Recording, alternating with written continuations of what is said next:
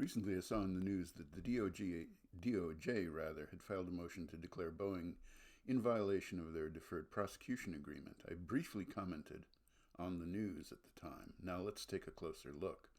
Boeing was able to escape prosecution for fraud for having deceived the FAA in the certification of the Boeing 737 MAX airplane. Two 737 MAX airplanes crashed, killing more than 300 people. The victims of those crashes were never satisfied with the deferred prosecution agreement reached with Boeing. In fact, at one point the agreement was declared in violation of the Victims' Rights Act by a federal judge. That may figure into the DOJ's new thinking about the validity of that agreement.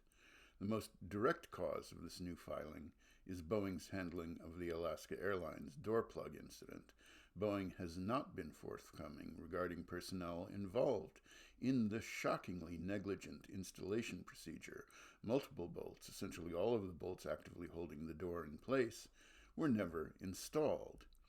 Boeing subsequently refused to name the employees involved in that installation and claimed security footage had been deleted that might have helped identify those people. All of this beggars belief. Does Boeing not know who is in which factory at what time? That's an impossible security violation. Do they not know who participated in an operation that wasn't a usual part of assembling a 737 MAX airplane? Who was the ringmaster in this particular circus? This is just too galling to allow the previous deferred prosecution agreement to stand, because that agreement enabled Boeing management to skirt individual responsibility for deceptively dealing with the FAA.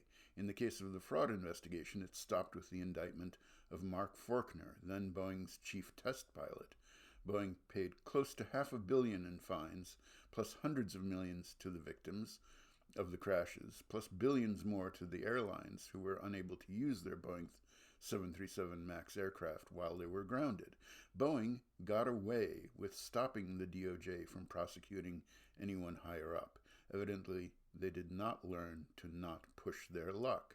And here we are, with the DOJ threatening to reopen the fraud inquiry up the chain of management from their chief test pilot. What lengths do you think Boeing would go to preserve the careers and reputations of their higher-ups?